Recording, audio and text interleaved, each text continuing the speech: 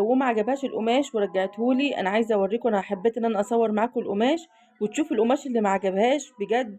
كلامها لما الاوردر راح لها، عملت له فويس خضني، قعدت تقول لي يا ميارة يبقى انا وثقت فيكي، وانا مش عارفه ايه، وامنتك ان انت تجيبي لي شغل، وامنتك مش عارفه ايه. والله العظيم، وانتوا دلوقتي هتشوفوا القماش بعينيكوا، وتشوفوا القماش بقت تقول لي ايه، ده القماش كله حتت صغيره، ده القماش كله ديفوهات، ده القماش كله عيوب، ده القماش مش عارفه ايه.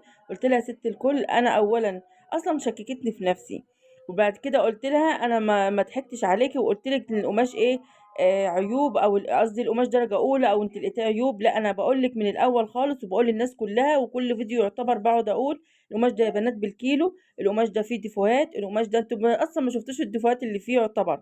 ده انا بفلتر لكم القماش قبل ما بيوصل لكم.